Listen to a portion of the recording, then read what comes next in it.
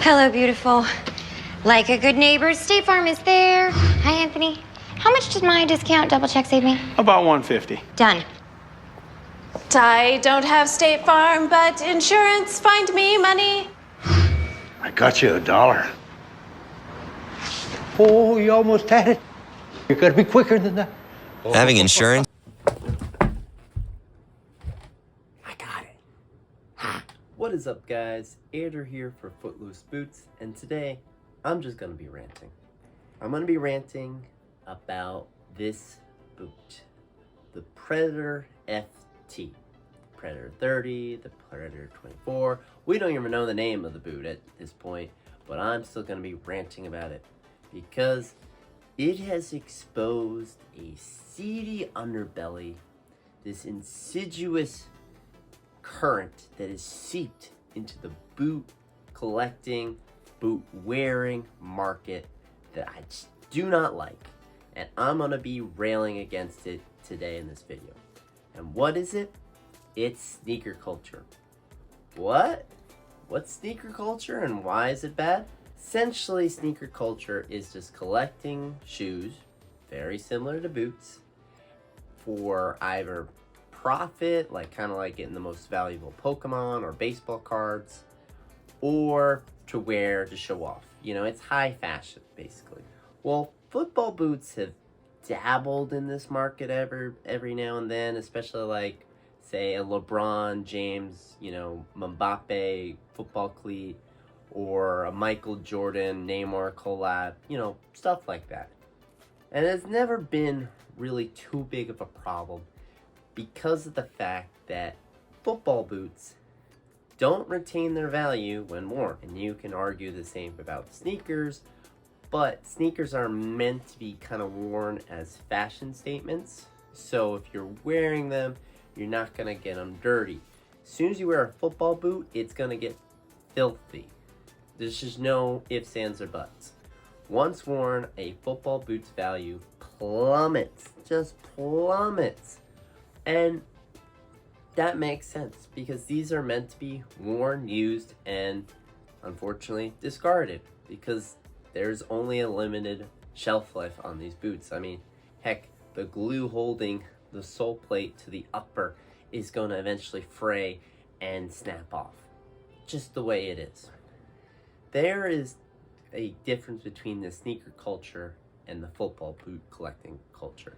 You collect football boots either to show off or to wear, but there is an intrinsic value that is depreciated once you've used the boots and shown off the mud. So what is sneaker culture kind of seeping into football boots matter in regards to the Predator FT? The reason why it's become a problem is that it has been impossible to buy this boot from a regular retailer. You try to buy it and the day of, it's already sold out within minutes. You buy it, your order is canceled. You buy it, your order is delayed.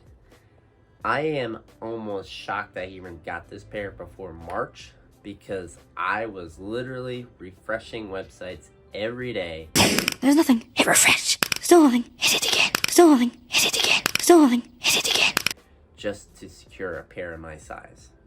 Because that is the thing about the sneaker culture. You don't need your size to have the shoe retain its value. You can display it. Doesn't matter if it's 2 sizes too big or small, it's still worth a lot of money. For football players, soccer players, whatever you want to call the game, football, etc. If you're not wearing the boots, there's less value to them. If you can wear the boots, there's greater value because then you can actually have a performance benefit. But again, sneaker culture doesn't really care necessarily about wearing the boots. Now it's not to say that we don't collect football boots in the boot collecting market. We do. I literally have the Messi Las Estrellas boots right here in a box, and I don't even know if I'm ever going to wear them, even though they're just a standard retail variation of the Adidas Crazy Fast 0.1. But it's such a pretty boot that I'm like, should I even wear it? Because as soon as I wear it, it's gonna start cracking that sole plate, and it's one of those things where I'm gonna keep in my closet for a few years, and if it's not too valuable, I'll probably start wearing it. If it explodes in value, which I doubt, if it explodes in value, then I'm gonna like probably get a better case for it, you know, that type of thing. But again, getting back to the Predator FT, why is this a problem with the Predator FT? You can't buy the boot. Well, why can't you buy the boot? Well, resellers.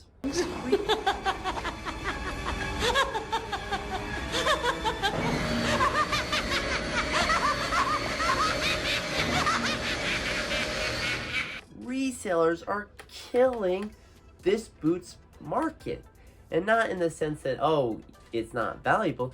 It's extremely valuable. You go on eBay, you go on any of these resellers' Instagram pages or websites, you're gonna see these boots listed for $300, $350, $400, $450.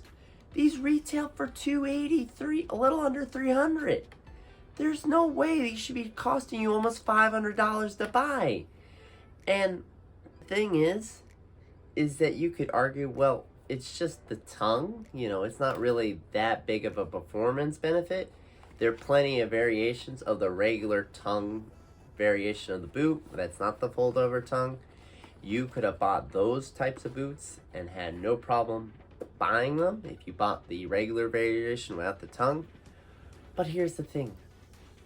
Adidas knew this was gonna happen. They've been teasing, baiting us with boots with fold over tongues for years now.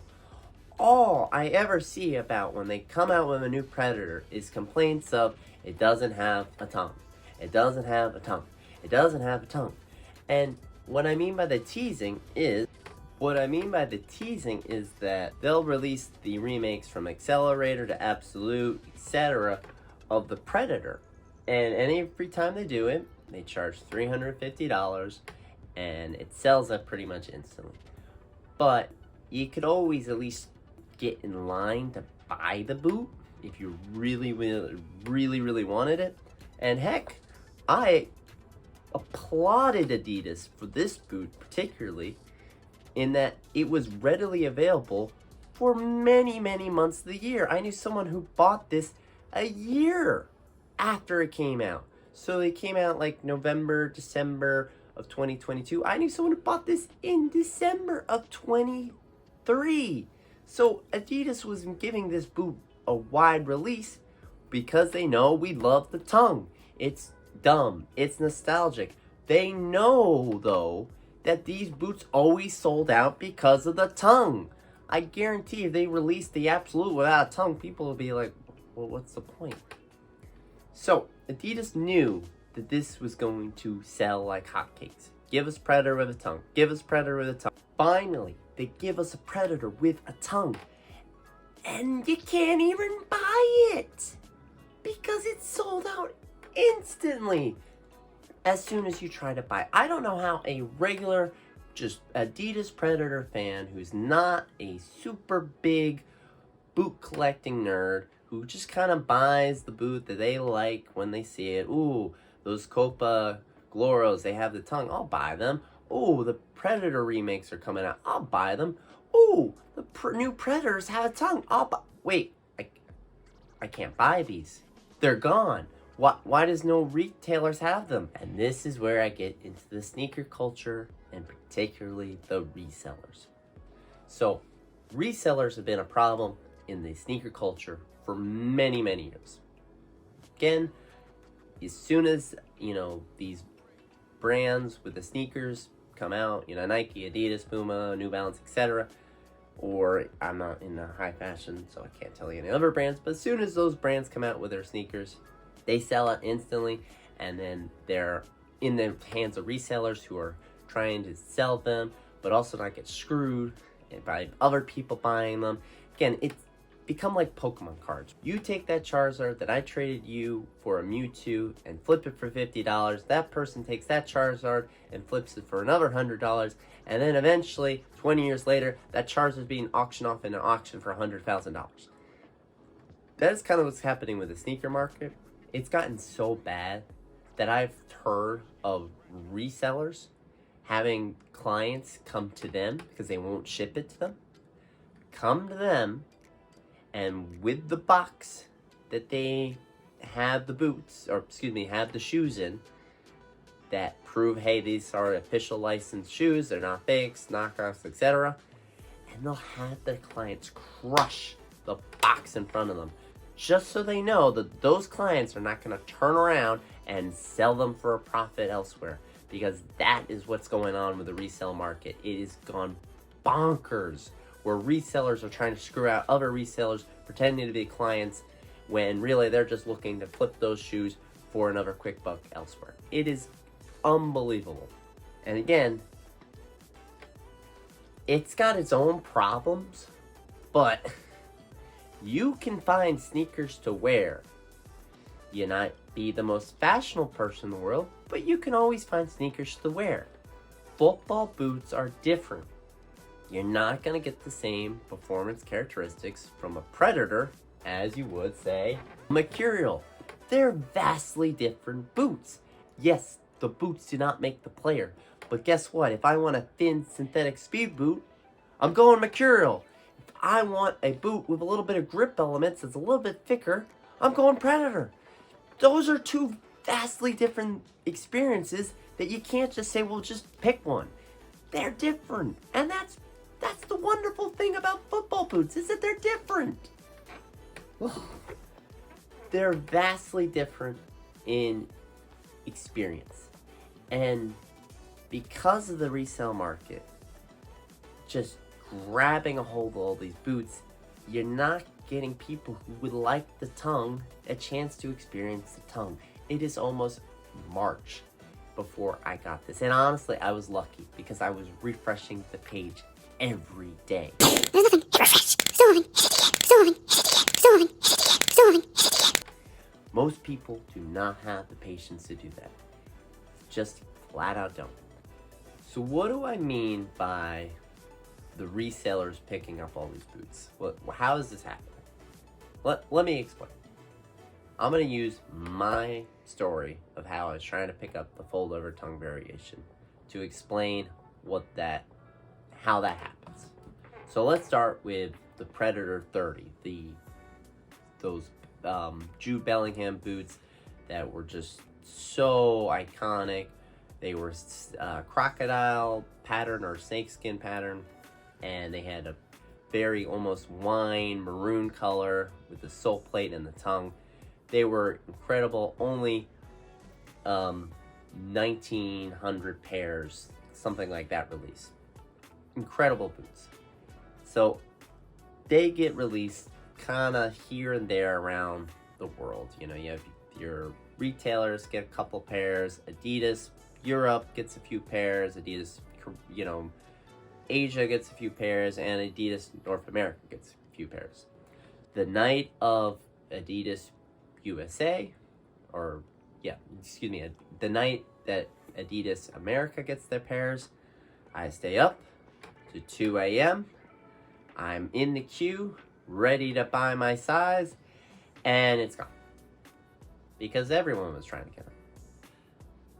And again, only 1,900 pairs. You can't really get too upset. It's disappointing, but unfortunately when it's a low number of quantity, you're not gonna unfortunately get that pair. It happens. So, cry myself sleep, move on. That's fine. Then they come out with their teaser or launch colorway, the orange. I looked to get the fold over tongue variation. Wasn't really that on the draw on that one, and it was sold out instantly. I looked at the non fold over tongue variation, and I decided after kind of trying that on, you know what, I do want the tongue. I'm gonna just get the next colorway. So then the OG colorway comes out, and I'm thinking, it's pretty good, but you know, some of them, that yellow and orange just doesn't quite mesh with me. And I kind of knew that there was going to be this pack coming out because Adidas has done this last year with the black and white accuracy coming out. So I was like, you know what? I'm just going to wait for the blackout pair. So sat out the OG launch, the launch colorway, then sat out the white colorway, and then I tried to buy the black colorway. First retailer I went to, I had a discount code, so I was like, well, I'm going to try to use them because I have this discount code. 12 a.m., I know they're going to launch, and as soon as the pages refresh, I buy the boots. I'm thrilled. I'm happy. I go to bed. Go to work the next day, and then, go to a training session later that evening, then go to a match. I don't get home till like 10, 11 o'clock at night. Check my email, and I get a notification that my order has been canceled. And by that point, after seeing my order get canceled, I go to look at the other retailers or that website that I bought it from to see if they still have this boot in my size, and they don't. And all the other retailers have already sold out, and it's been less than 24 hours. So then I go to look for the white pair. They're already sold out because they were launched a week ago. I go to look for the OG colorway. They're already all sold out. So I'm looking, and I got my hands on my hips thinking, wow, I'm not gonna get this boot at all. And then I go to eBay, and I go to other websites, and I see the resale market on these boots is skyrocketed. It was really somber to see that if I wanted this boot before March, 3 months after the launch of this thing, if I wanted it before 3 months, I would have to buy from a reseller and spend $50, $60, $80, or $100 or more just to get the tongue. And it's already bad enough that the tongue's $20 more.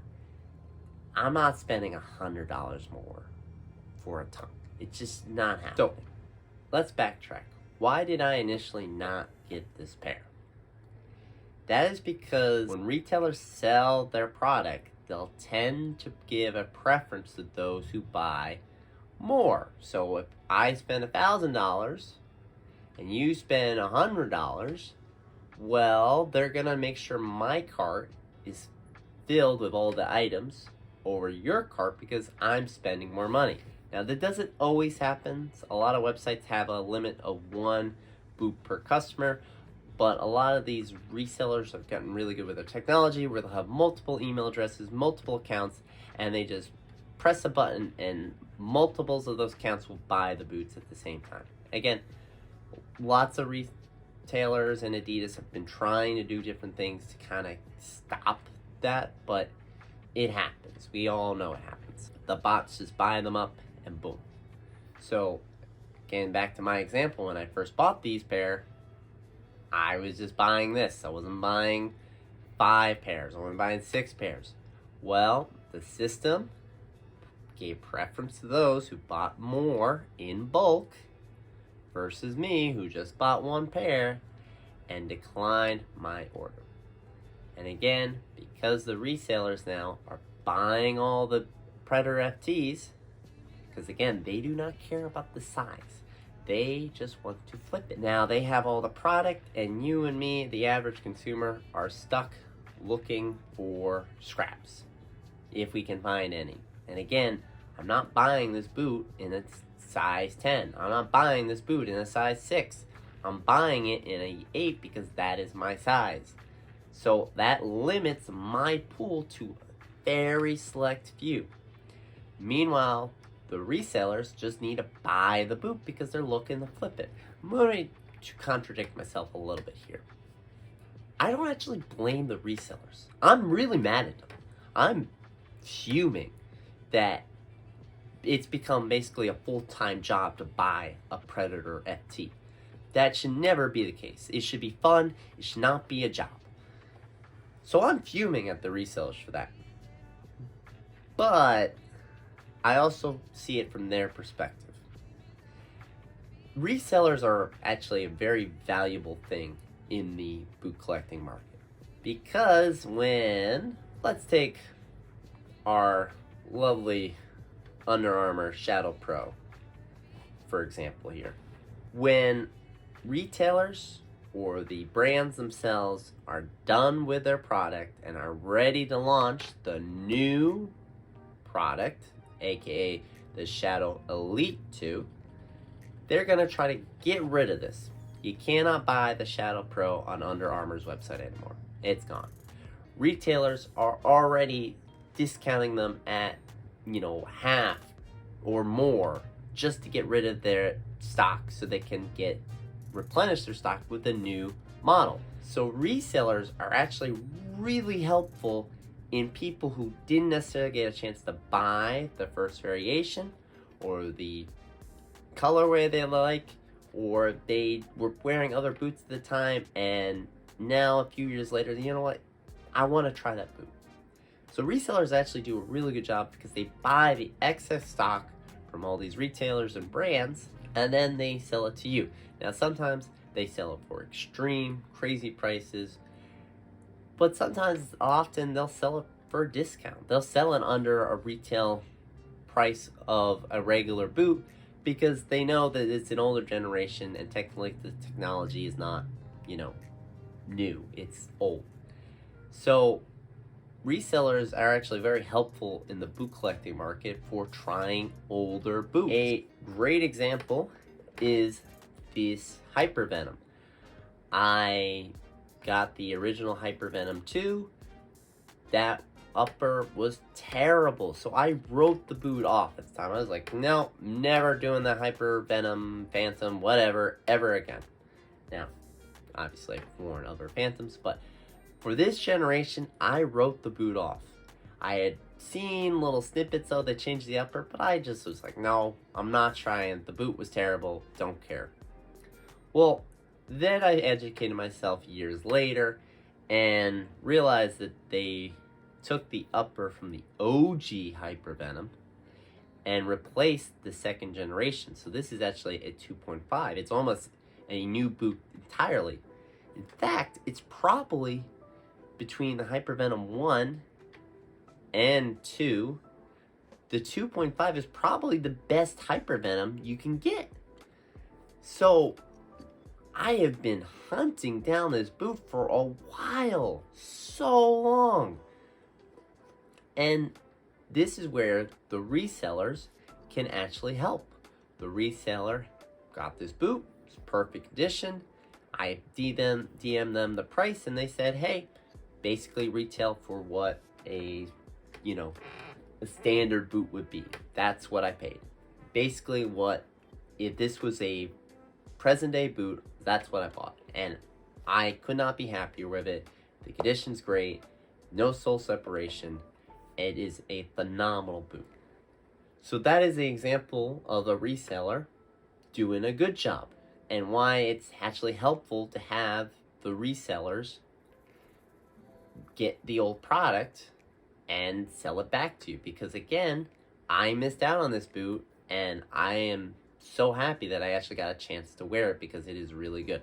Going back to the Predator, the resellers are collecting this boot because they know people want it. So they're buying them in bulk, they're buying them all over the place. And then they're trying to flip a profit. And you remember how I mentioned that it's not really their fault? Well, this is what I mean. Let's say, for example, a reseller picks up a ton of speed portals. Now, the speed portal, it's got a bit of a mixed opinion. I personally think the 0.1 variation is crap. That's why I added laces to the plus variation. But regardless, let's say a reseller picks up a ton of the speed portals. They get a great deal from a retailer.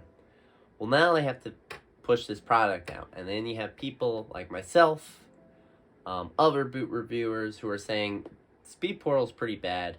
You should buy the new Crazy Fast, the new generation, the current generation. Well, now a reseller is stuck with tons and tons of product of the speed portal when clients just want the crazy fast. They don't want the old generation. They heard it stinks. It's garbage. So even if a reseller gets these at a really good price, people want the new current generation. So they're not buying their product. So what does that do? It incentivizes the reseller to buy some of the current product. So they buy some of the current product and then they sell. Now, there's no huge draw for the crazy fast just yet. It's not like the Predator at all, but again, they'll try to supplement their margins with, let's say they're taking a loss on the speed portal because they bought too many, and now the crazy fast is what they're trying to sell instead, and maybe they take a loss on the speed portal and are barely breaking even with a crazy fast, right? So they're kind of hedging their bets between the two boots. Again, just an example. So then comes the Predator FT. The resellers buy it. They see that people really want the boot.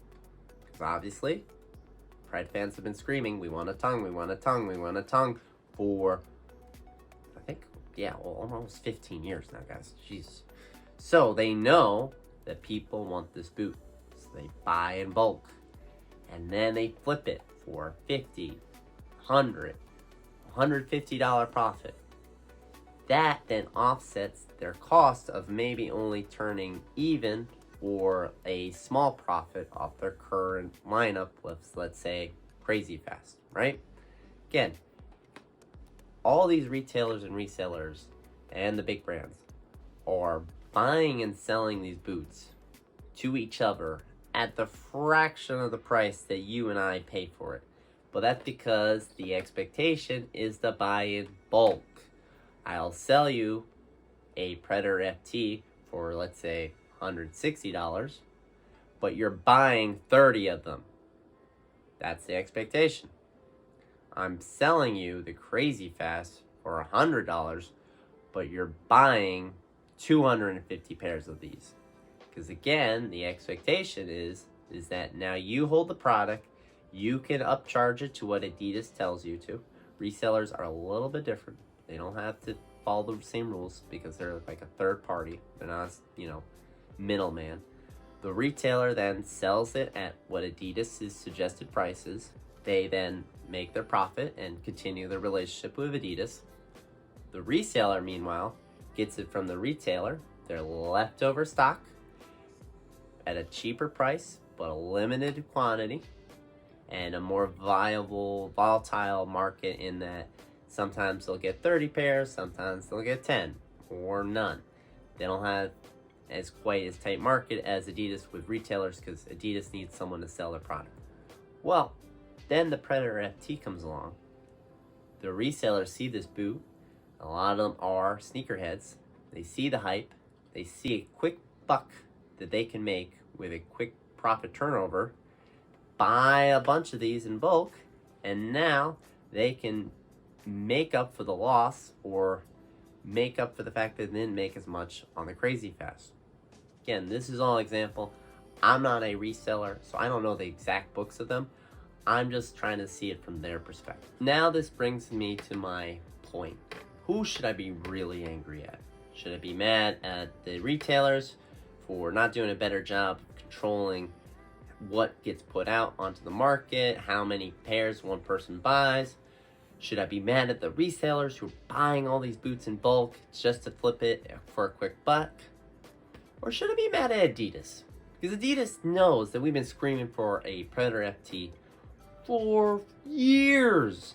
They've known because they keep selling us remakes. So they know that we buy these boots because of the stupid little tongue. They know.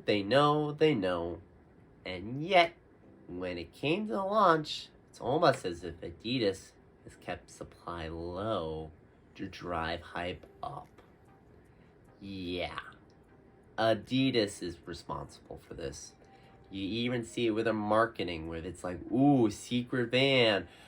Ooh, there's a secret van. Ooh, the store is being covered with people who are just jumping over each other. Oh, and even the pros are jumping over the crowds just to reach the boot. Adidas is playing into this. big time. They want to make it seem limited so that demand is high and that the boots seem more valuable. And you know what? They've been knocking it out of the park. But that means then for the regular consumer, it has been almost impossible to get a Predator FT. And that's just not right. They don't even let people know, hey, we understand that there's limited amounts right now, and we underestimated the hype for this boot, and we will make more. They didn't even tell people that. It's only recently that I've seen retailers like Unisport update their OG colorway into having more sizes. For the longest time, boot been out for a week, all the sizes were gone. All the colorways were gone. And you're just left going, well, how can an average person just get a fold-over tongue Predator? They can't unless they spend $50, $100, or more dollars on a reseller's boot. And that's just not right. And again, I blame Adidas. They've been leaning into this hype because they want people to continue to buy. We're now 30, teaser, launch, white, black. We're now 5 colorways in, and the hype has yet not died. That means Adidas can launch any colorway, and it will probably sell out. I've been joking with friends that there's a suspected weird green Predator that may or may not come out. Who knows? And that will be the only boot that we'll be able to buy in the FT variation, because nobody will want it. They'll go, oh my god, that's a disgusting boot, and not touch it at all, which is just sad. And again, Adidas knows this, so they're gonna keep pushing it, and they're gonna keep launching colorways even if you don't like it, because they know you want that tongue and you'll do anything to buy it. And again, Adidas could have helped this kill the hype a little bit by just having a system on their own website where, hey, sorry, you missed the product, but sign up with your size and we'll email you when it's available. And granted, you could say, well, then the reseller's just going to put their information, put in their bots, and they'll just buy the next product as soon as they refresh it. Probably, but it would also drive down hype a little bit. And Adidas can just kind of soft launch it. And I guarantee it, if the hype dies down, the resellers are not going to be buying all the boots in bulk, and they're not going to be selling them for $50, $100 profit. And then all of a sudden, you go to the Adidas website, or you get that email notification from Adidas, and you go and you're like, hey, they have the boot in my size. I can buy it, and you can buy it. And that's, if what Adidas really wanted to help the consumer out, what they would do. Instead, they're leaning into the hype and leaning into the mania of the Predator 24 or Predator Elite, and just basically banking on the idea that this hype is going to carry them throughout the year. And it might, or it could blow up in their face, and by the time that the summer comes along, nobody's buying the Predator FT anymore because people just assume you can't buy it. And the average consumer just is going to skip out, and all of a sudden, instead of building the next generation of pred heads who would love to get the tongue, Adidas has kind of killed off that market, and now the next generation don't fall in love with the fold-over tongue. And then it basically starts a cycle of slow death where the Predator doesn't matter anymore, and we actually kill off the Predator, and we go back to something like the Adidas Ace. So, now, should you buy the Predator FT? Does it make a difference? Probably not. Most reviewers have said it's marginal at best. But if you really miss the days of the tongue, then yeah, it's worth it. Now, there are other concerns about this boot that if you fit in the old variations of Predator, you should definitely go watch a review. This is a very different last than those older generations. But in terms of having a wonderful tongue that fits on the boot and stays in place, yeah, it does its job. And again, it's not a big difference, but it's just so nice having that little bit of extra material on the top of your foot when you crush a ball. Again, it's just like a small thing, but it just feels so good when you get your foot on the end of this and it just collides with the ball. And the tongue here is really nice and plush where it just right off. Again, doesn't really affect performance. You can even argue that, hey, now your touch is worsened because it's a dampened feeling and you want to be as sharp as you should be, especially for the profile of this boot with such a thin synthetic. But again, if you really like or miss the tongue, it's worth it. But again, that goes back to, can Adidas actually provide this boot? And the answer so far has been no. Well guys, those have been my rambling about this boot, which I love but also hate right now at the moment. Let me know in the comments if you agree with this opinion or you think everything is rosy-dozy and I'm gonna spend the extra $100 and give them all my money to resellers because I just want a tongue and I don't care about principles. I just want my tongue. Shut up, Andrew. Go away. Well, until next time. $100 and then that person